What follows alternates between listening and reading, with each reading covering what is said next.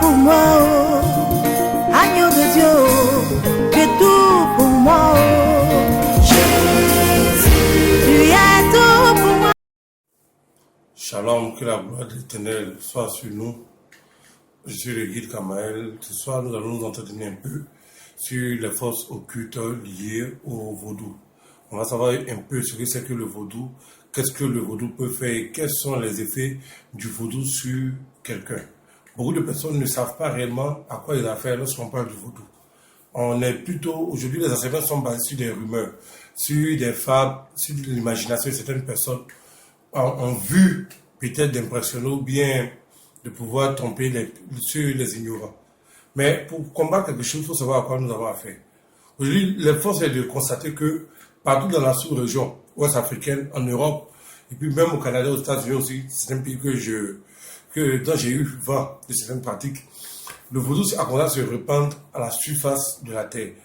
Pour une petite tradition africaine qui se répand à la surface de la terre, nous sommes en lieu de nous poser énormément de questions. Qu'est-ce que c'est que le vaudou? Quelle est l'origine du vaudou? Quel est l'impact du vaudou?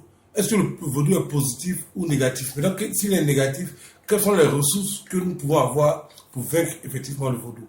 Donc, nous allons parler aujourd'hui des formes mystiques liées au vaudou. D'abord, le vaudou, qu'est-ce que c'est? Le vaudou, c'est d'abord, c'est la tradition béninoise. Bon, tradition béninoise, un peu vers le Nigeria aussi, mais c'est surtout centré au Bénin. Donc, le vaudou, c'est l'ensemble des traditions d'un peuple, qui est le peuple du Bénin. Quand nous partons dans les autres pays, en Côte d'Ivoire, au Burkina, au Mali, chaque peuple a ses traditions. Donc, le vaudou, a priori, avant toute chose, c'est d'abord une tradition. Donc, chaque tradition a sa part de choses, de coutumes, puis a sa part de pratiques occultes. Une tradition devient démoniaque, la tradition n'est pas démoniaque. Chaque peuple a ses traditions, a ses mœurs, voyez-vous. Mais dès le moment qu'il y a une tradition dans laquelle on ouvre la porte à des esprits pour qu'ils puissent venir y intégrer, mais s'y manifester dans la tradition, à partir de ce moment-là, cette tradition n'est plus une tradition simple, mais maintenant soit une tradition divine, mais démoniaque. C'est-à-dire que soit ce sont les forces divines qui y agissent, soit ce sont les forces démoniaques qui y agissent. Mais dans 90% des cas, il y a des forces démoniaques qui intègrent les traditions. Donc, dans le cas de vaudou, c'est une coutume béninoise. C'est-à-dire que les Béninois, ils avaient leur manière de danser, de festoyer, tout ça, donc ils avaient leur culture. Après, c'est un moment, dans l'histoire du Bénin, c'est un pays que vous connaissez bien, c'est les Béninois qui m'écoutent. Après, c'est un moment, dans l'histoire du Bénin, les Béninois ont fait, les anciens, ont fait rentrer les pratiques occultes alimentées par du sang humain. C'est-à-dire que les sacrifices humains et tout ça. Or, le sang est le plus grand canalisateur des esprits. Donc, les esprits ont commencé à intégrer le vaudou qui était simplement une coutume qui est devenue plus tard, par la suite, des pratiques occultes puissantes. On détermine la puissance d'une pratique spirituelle par son impact sur les gens. Quand l'impact est puissant sur quelqu'un, on sait que la pratique spirituelle qui est faite est puissante. Mais quand l'impact n'est pas puissant, on sait que la pratique spirituelle qui est faite n'est pas puissante. Or, la puissance de l'impact détermine du genre de sacrifice que tu offres à ces esprits-là. En fait, le sacrifice, c'est quoi? Aujourd'hui, il faut qu'on explique ça rapidement. Le sacrifice sert à ouvrir des portes spirituelles. Le sacrifice aide à ouvrir des portes, comment on appelle ça, entre le monde invisible et invisible. Donc, lorsque vous partez, souvent vous promenez, vous voyez des gens qui vont déposer des œufs à un carrefour, ou bien un canari à un carrefour. En réalité, ce n'est pas le canari qui est important. Ce n'est pas les œufs qui sont déposés au carrefour qui est important. En fait, c'est l'impact sur le monde spirituel qui est important. Donc, quand quelqu'un dépose, fait un sacrifice, en réalité, il veut ouvrir une porte entre le monde des vivants et puis le monde des morts. Entre le monde des vivants et puis le monde des esprits. Pour que lorsqu'il ouvre le sacrifice qui constitue comme une clé, qui ouvre la porte, après ce moment, un esprit qui ne vit pas dans le monde des vivants, comme toi et moi, va traverser le voile pour venir maintenant dans le monde des vivants pour pouvoir intervenir. Donc, le sacrifice aide à ouvrir les portes entre le monde des vivants et puis le monde spirituel. Et quand quelqu'un, par exemple, fait un sacrifice humain, selon la nature du sacrifice, la porte qui s'ouvre est soit petite, soit grande, soit elle est puissante, soit elle est faible. Donc, selon la valeur du sacrifice que tu fais rentrer dans notre monde, soit des esprits très puissants, ou bien des esprits moyennement puissants, ou bien des esprits de choses un peu plus faibles, ça dépend. dans la nature du sacrifice que la personne fait. Donc, dans le cas du vaudou, ils ont fait beaucoup de sacrifices à partir du simple de la souffrance des gens. Les gens qu'on a torturés, on a égorgés, etc., qu'on a sacrifiés en terre vivant. Donc, les peuples qui ont été libérés ont été des peuples qui étaient grandement puissantes. Donc, les esprits qui sont pénétrés dans notre monde sont des esprits qui sont extrêmement puissants. Pour parler un peu de la hiérarchie des démons brièvement, je vais vous dire par exemple que quand il y a eu la chute de Satan, il y a eu la division dans le ciel, la guerre entre les forces divines et les forces sataniques, il y a une partie des anges de Dieu qui ont suivi Lucifer. Donc, les anges qui ont suivi Lucifer, parmi eux, il y avait des archanges.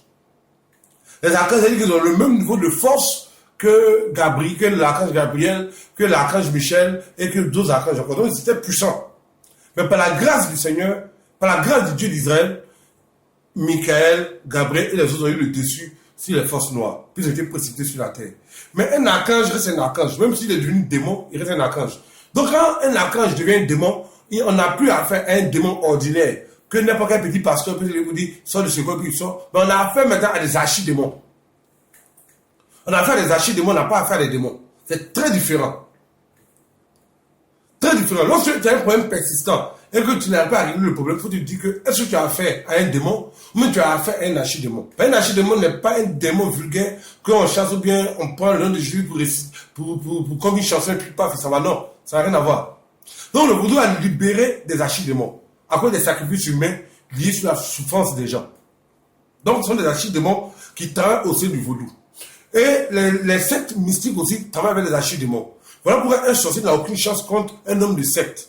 On dit souvent que les sorciers ont tué telle personne dans une famille, telle personne dans telle région, etc. Mais est-ce qu'on a une fois entendu qu'un sorcier a tué un ministre? Ou bien un sorcier a tué un président de la République? C'est-à-dire que le président est issu d'une famille. Est-ce qu'on a une fois dit que les sorciers d'une telle famille ont tué leur fils qui est président de la République? Pourquoi? Pour la simple raison que les puissants qui sont avec nous sont supérieurs aux puissants de la sorcellerie. Ils travaillent avec des archidémons. Donc les archidémons servent non seulement le vaudou, non seulement aussi les sectes tels que la Rose-Croix, la franc-maçonnerie, la Golden Dawn, etc. D'autres sectes qui sont épaulés par des archidémons. Et là encore, parmi les archidémons, il y a encore d'autres niveaux d'archidémons. Donc, le vaudou a libéré des archidémons qui sont propres au vaudou. Donc ces archidémons-là ont donné de leur puissance au vaudou. De sorte qu'un rituel satanique effectué par un sorcier ordinaire ou bien par des pratiques mystiques ordinaires, même par un marabout ordinaire, n'auront jamais la même puissance que la puissance d'un culte qui est alimenté par la force spirituelle d'un archidémon. C'est pas possible. Donc, l'archidémon qui alimente, les archides, pas un seul, c'est plus des archidémons. Les archidémons qui alimentent le vaudou sont extrêmement puissants. Donc, le vaudou a commencé à s'imposer partout. A commencé à s'imposer énormément. Quand quelqu'un qui parle de le vaudou veut te tuer, il va te tuer. Parce que les gens, aujourd'hui, on blague beaucoup faudrait qu'on se comprenne. On blague beaucoup nos frères et nos soeurs, surtout les névrosés. Parce qu'un névrosé, c'est quelqu'un qui pense que avoir une Bible dans la main, bien réciter le nom de Jésus comme un poème, fait de lui un chrétien. Un morceau de bois dans l'autre village, jamais un caïman. Donc, vous voyez, les névrosés en général sont des personnes qui ne sont pas des chrétiens. Donc, ils ne sont pas des chrétiens, ils sont des abonnés. C'est-à-dire que comme tu peux prendre un abonnement de téléphone, un abonnement un loyer, un abonnement. Donc, ils sont des abonnés à l'église, ils sont abonnés à la Bible, ils sont abonnés à un lieu de culte, mais ils ne sont pas des chrétiens. Donc, cette vidéo s'adresse à ceux qui sont chrétiens. Parce qu'un abonné, peu importe ce que tu feras, ça ne te servira en rien. Parce que pour que ce que je dise à puisse te servir, il faut que tu sois enfant de Dieu. Ou bien, il faut que tu sois païen. Parce qu'un païen, au moins, il sait qu'il n'est pas avec Dieu. Donc, lorsqu'il vient, il vient humblement et puis on peut l'aider. Mais un abonné, en réalité, n'est pas chrétien, c'est parce qu'il est abonné à une Bible ou bien à une communauté religieuse, il pense qu'il est chrétien. Donc, lui n'est pas chrétien, cette vidéo ne te concerne pas, cette vidéo concerne ceux qui ne connaissent pas Dieu, puis ceux qui sont véritablement enfants de Dieu. Pas des gens qui sont en même temps païens, en même temps chrétiens, non, non, non. Un abonné, en fait, c'est un enfant du diable, mais qui sert à l'église. C'est ce qu'on appelle un abonné, un névrosé, ce qu'on appelle un envoûté. Donc, les archidémons qui travaillent dans le vaudou sont extrêmement puissants. Donc le vaudou a écrasé toutes les autres forces mystiques qui sont autour. Pour la simple raison que l'archidémon est plus puissant que les autres petits démons. Donc quand l'archidémon se manifeste, mais les petits démons, ils se dispersent. Ils se dispersent très vite. Oui. Et on ne libère pas un archidémon comme si on rentrait dans un supermarché. On libère un archidémon avec du sang et des méthodes très particulières pour libérer un archidémon. Voilà pourquoi les loges mystiques sont puissantes. Voilà pourquoi les loges mystiques sont extrêmement fortes. Et voilà aussi la raison pour laquelle 90% des pasteurs ivoiriens appartiennent à des loges mystiques bien utilisent des pouvoirs du vaudou pour venir chose à envoûter les gens. Parce qu'ils vont te dire des choses même que toi-même en temps normal, c'est que c'est incroyable, mais tu y croiras quand même. Ça, c'est parce qu'ils ont fait appel à l'archidémon des choses du vaudou. Donc, ils vont prendre des puissances au vaudou, au Bénin, pour pouvoir impressionner, pouvoir avoir des pouvoirs. Pouvoir venir impressionner les gens. Donc, l'archidémon du vaudou est très puissant.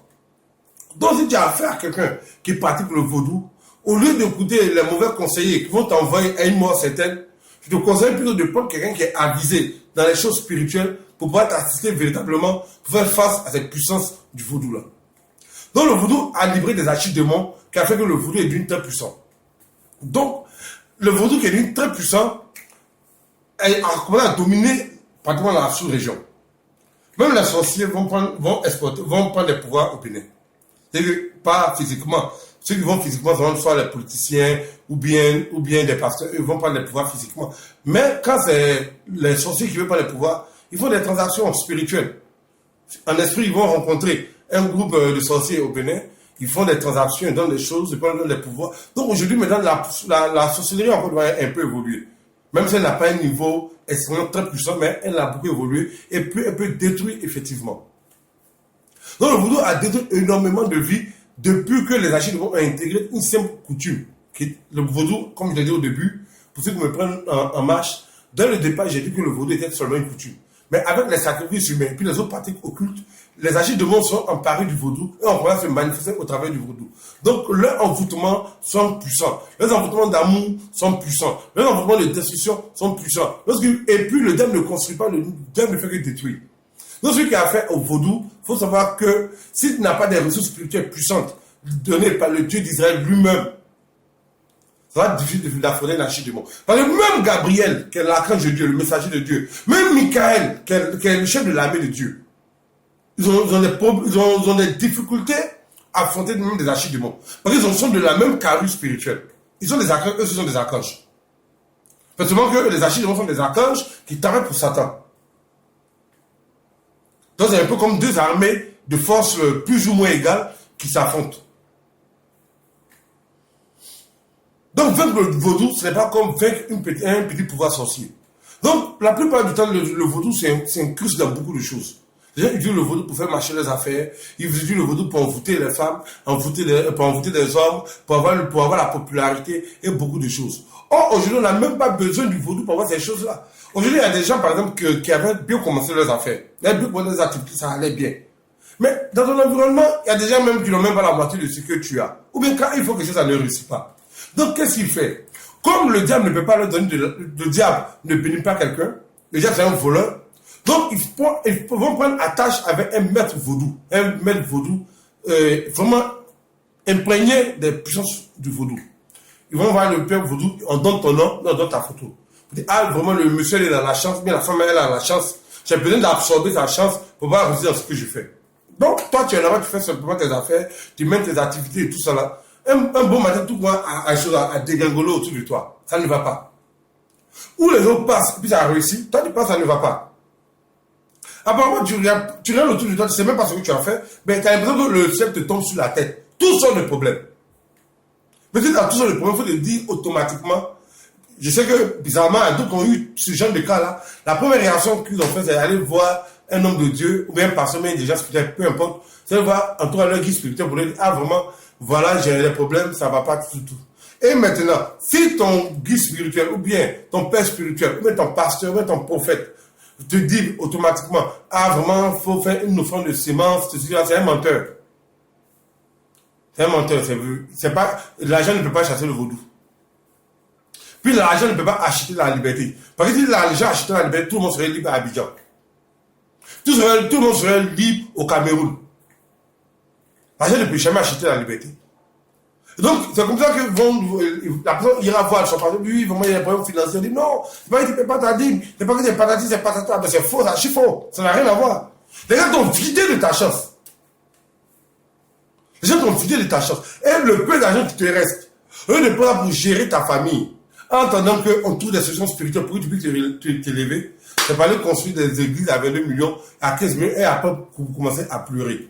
Comme si Dieu a dit que pour que lui puisse te bénir, il faut aller construire un monument pour lui. Beaucoup de personnes sont victimes eux-mêmes de la manière dont ils comprennent Dieu. Ils sont victimes de cela. Donc le monsieur qui a des problèmes, tout se coule sur lui, mais la femme qui a des problèmes, tout se coule sur elle. Le peu d'argent qui lui reste pour gérer sa petite famille. Donc là, on va commencer pour une d'église en église, partager de l'argent. Pensant que c'est avec de l'argent que les archidémons, mais l'argent va revenir. L'argent ne va pas revenir. L'argent a été absorbé. L'argent a été prise. Elle ne va pas revenir. Tant qu'elle n'est pas libérée, elle ne va pas revenir. Donc, le père vaudou qui fait ça, absorbe ta argent et puis met ça sur, comme on appelle ça même, sur une autre personne.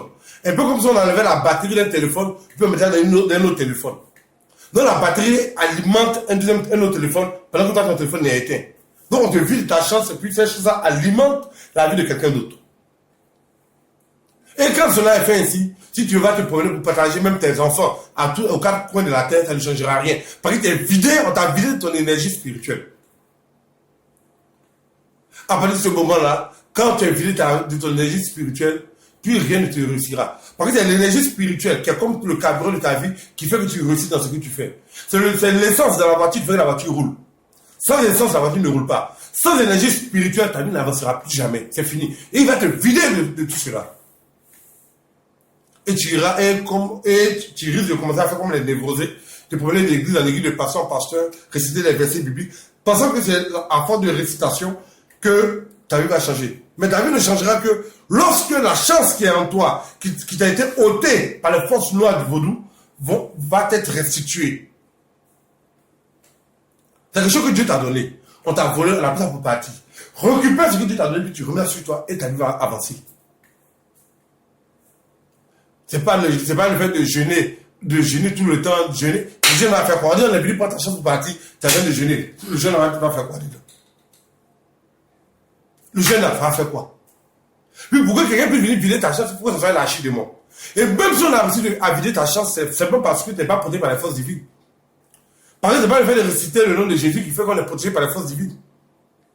C'est pas le fait de se promener avec une Bible qui fait de nous des gens protégés par les forces divines. Ça n'a rien à voir. Donc, tant que tu vas pas aller récupérer ta chance qui a été dispersée au 4 vents, mais ta chance qui est en train d'être utilisée par quelqu'un d'autre, mais ça n'ira pas. Il y a une dame à Lille, en France, ça va. Faut dire quelqu'un qui est venu, n'avait même pas de papiers, elle dormait chez quelqu'un. Ça n'allait pas chez elle, elle dormait chez quelqu'un. Chaque fois, c'était des problèmes. On l'humiliait, on l'insultait, mais elle n'a pas d'endroit où aller. Mais elle est restée là-bas. Un peu, avec la prière, un peu. En croyant en Dieu, s'approchant à la connaissance de Dieu, un peu. Dieu l'a soulevé. Dieu a vous avoir les moyens. Alors vous avez venir construire même au pays ici. Elle vient. Il y a une autre femme aussi qui est ivoirienne aussi à Paris. Qui était sa copine, mais elle chez elle, ça allait pendant que l'autre était pauvre. Puis l'autre est devenu, l'autre a avoir les moyens. Donc jalouse, qu'est-ce qu'elle fait? Elle veut obtenir ce que l'autre a. Donc elle prend attache avec un prêtre vaudou, et le prêtre vaudou lui demande un certain nombre de sacrifices pour libérer un archidémon. J'ai bien dit un archidémon, je n'ai pas dit un démon. Donc elle fait les sacrifices avec le maître vaudou en vue de récupérer la chance de la personne. Effectivement, vous savez, le monde spirituel, on n'a pas besoin de votre temps pour t'envoûter. Il n'y a pas de distance dans le monde spirituel. Le sorcier peut être encore devant te tuer aux États-Unis, en France, en Suède, il peut te tuer. Vous voyez. Donc, c'est pas une question de distance. Le monsieur a travaillé la femme. Du jour au lendemain, tout s'est écoulé dans la vie de la femme. Elle a des problèmes avec les impôts en France. Ils ont failli même la mettre en prison. On a failli même la mettre en prison. Mais comme c'est une fille d'Abraham, elle aime Dieu. La Bible déclare que lorsque l'esprit de vérité sera venu te conduire dans toute la vérité. Un jour, par le de quelqu'un, elle a pris contact avec moi. Elle me dit oui, que non, ces affaires ne vont pas, il y a des blocages, il y a des problèmes, etc. Je lui dis mais non, demande ton nom. En général, j'aime communiquer sur WhatsApp parce que c'est moins cher et puis c'est discret. Envoie-moi ton nom, envoie-moi tes photos, on va voir ce qu'on peut faire. Elle m'envoie le nom, elle m'envoie la photo. Je fais des prières, des invocations d'Israël, les prières les plus puissantes sur terre. Je ne pas dire les prières à Dieu, éternellement Dieu, mon roi, pathétique. Non. Je fais des invocations d'Israël. Donc, la femme me donne son nom, elle me donne sa photo. Je prie pour la femme. J'appelle le nom de Dieu. Je me rends compte que l'âme de la femme a été emportée dans un lieu. Dans un lieu. Mais les esprits que je voyais dans ce lieu-là n'étaient pas des esprits ordinaires, des petits sorciers. Je voyais une des puissances pas possibles du monde des ténèbres. Et en tant que guide, il sait reconnaître des démons puis des archidémons. Et je lui ai dit, il dit, ma fille, ton problème là, c'est même pas la peine de causer à jeûner et prier, c'est inutile. Sauf si tu n'as pas envie de manger.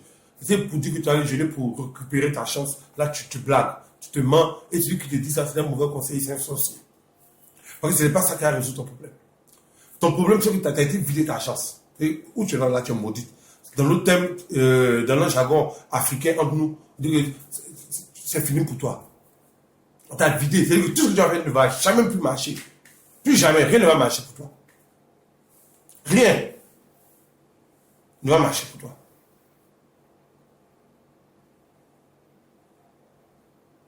Après la dame, elle me dit, papa, qu'est-ce qu'on fait? Il dit ce qu'il faut là, ce sont les invocations. Ce sont les invocations qu'il faut pour régler ce genre de problème. Regarde comment les autres qui ont passé le temps à jeûner, à jeûner dans le vide, regarde comment la vie a fini. Si le jeune pouvait donner de l'argent à quelqu'un, toi bien serais riche. Si le jeune pouvait donner de l'argent à quelqu'un, tout Paris serait riche. Ça ne se promener à aller acheter des huiles soi-disant d'onction, de pasteur en pasteur, de prophète en prophète, etc. Mais quand ils ont fini de faire tout ça là, regarde comment la vie est. Ta chance là, ton énergie vitale là, je vais te ramener ça. Parce que le Dieu d'Israël n'a pas changé, il est puissant. On a fait les invocations de la dame. L'invocation fait descendre le pouvoir de Dieu. La seule manière de vaincre des archives du monde, c'est de faire descendre le pouvoir de Dieu. Après un combat acharné contre les forces noires, la femme a repris ses affaires. Aux dernières nouvelles qu'elle m'a laissées, c'est que sa copine en question, en fait, je n'ai pas désigné la copine nommément. Je lui ai dit simplement que quelqu'un dans ton environnement qui était à la base de ton envoûtement. Mais lorsque ta chance va revenir, la personne aura des problèmes mentaux. Et que je ne vais pas faire comme les discours pour venir mentir et désigner les gens de ta famille. Non. Toute invocation produit des effets. Donc je te dis que quand ta chance sera revenue, quand l'énergie vitale que Dieu t'a donnée, la grâce que Dieu t'a donnée va te revenir, la personne qui a fait ça là, va en subir les conséquences. Et que tu reconnais la personne à la folie. Et que la personne va perdre la raison. Et effectivement, c'est passé ainsi. Elle m'a appelé, m'a dit que lui, à son ami qui l'aidait quand elle était dans la galère, dans la difficulté, qu'elle est devenue folle. Je lui ai dit que ce n'est pas bien grave. Qu'est-ce que je t'ai dit au moment où je t'ai dit que ta chance était revenue? Elle dit, papa, tu m'avais dit que la personne qui a fait est dans mon environnement, qu'elle va devenir folle. Je dis, ok. Que la personne qui aura encore affaire à toi croisera le Dieu d'Israël sur son chemin. Donc c'est possible de relever notre vie lorsqu'on se confie aux invocations d'Israël, lorsqu'on prie comme il faut. Les invocations, c'est prier comme, en résumé, une invocation, c'est prier comme le peuple d'Israël prie. Si moi je veux avoir les résultats d'Abraham, il va prier comme Abraham. Si je veux les résultats de Moïse, il va prier comme Moïse. Si je veux les résultats d'Esther, je vais prier comme Esther. Voyez-vous? Donc, c'est toutes ces choses-là qui sont importantes. Donc, le vaudou est rattaché aux archidémons. Donc, tant que tu n'auras pas les ressources nécessaires pour affronter le vaudou, qui a se répand, qui est une magie, une sorcellerie assez répandue, ça n'ira pas. Ça n'ira pas. Et tu vas rester d'espoir parce que Dieu t'a abandonné. Dieu ne t'a pas abandonné. Mais la Bible dit que le manque de connaissance est la cause de tous les problèmes. Le peuple de Dieu périt par manque de connaissance. Donc, si tu n'as pas la connaissance des choses de Dieu, ça va être difficile. Tu peux être enfant de Dieu, puis tu peux avoir des problèmes. Oh, toi-même, tu sais devant Dieu que tu es sincère avec Dieu. Mais malgré ça ne va pas chez toi. La simple raison, c'est parce que tu n'as pas les ressources spirituelles nécessaires pour affronter certains dangers. Moi, si je veux couper un arbre, je suis une tronçonneuse. Mais si moi, je veux me déplacer, je vais prendre une voiture. Donc, pour chaque problème qui est posé dans la vie de quelqu'un, Dieu a mis des ressources spirituelles différentes pour régler chaque problème. Si ton problème dure depuis longtemps et que ce n'est pas réglé, c'est que tu n'as pas utilisé les solutions ou la solution appropriée pour régler le problème. Les gens disent que le vaudou ne peut pas être vaincu. Moi, je te dis ce soir que le vaudou peut être vaincu. le vaudou peut être vaincu. Parce que même les archidémons fléchissent les genoux devant le Dieu d'Israël. Je précise, il dit devant le Dieu d'Israël, pas devant ton pasteur. Il dit devant le Dieu d'Israël. Que le Seigneur nous bénisse. Ça, c'est la première partie de ma vidéo consacrée au vaudou. Je vais faire une autre vidéo pour expliquer en détail les pratiques spirituelles du vaudou. Et vous allez reconnaître facilement si quelqu'un pratique le vaudou, mais quelqu'un ne pratique pas le vaudou. Quand je vais finir de vous expliquer, vous-même, vous allez regarder dans votre environnement, vous saurez qui pratique le vaudou ou pas, ou bien qui loue les services d'un magicien vaudou. Sois béni. Shalom.